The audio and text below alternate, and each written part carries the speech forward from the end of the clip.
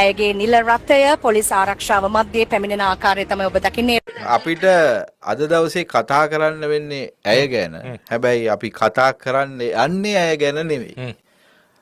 ඇයගේ ඉගැන්වීමේ මොකක් හරි විශේෂත්වයක් ඇති. පොලිසිය මේ ආරක්ෂාව දෙන්න ඉස්සල්ලා අපිට මාධ්‍ය ප්‍රකාශකතුමා කියන්නේ බුද්ධි වාර්තා වැරදුනා කියලාද?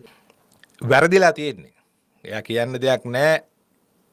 තාම පැහැදිලි බැලු බැල්මටම ඒගොල්ලෝ මෙතන වැරදි ඉම්ප්‍රෙෂන් එකක් වැරදි අදහසක් එළියට මේකෙන් දීලා තියෙනවා. පොලිසියෙන් මේ වගේ වැඩක් කරගන්න නම් සාමාන්‍ය පුරවැසියෙකුට බෑ. බෑනේ. ඔව්.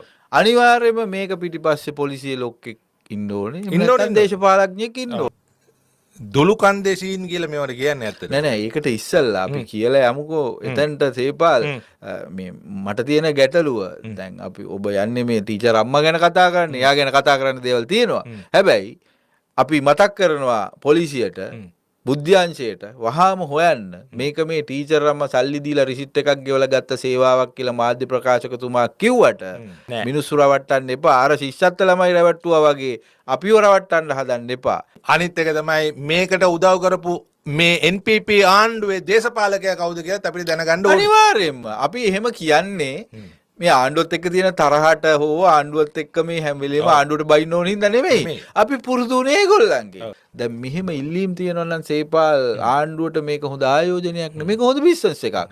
ඔය දේශපාලඥයන්ටත් නිකන් ආරක්ෂාව දෙන්න එපා. සල්ලි දීලා ඕන පාටකින් පොලිසිය ගන්න පුළුවන්. නිල් පාට පොලිසිය ඕන නම් නිල් පාට, කොළ පාට ඕන නම් කොළ පාට. මරු යෝජනාවක් හැබැයි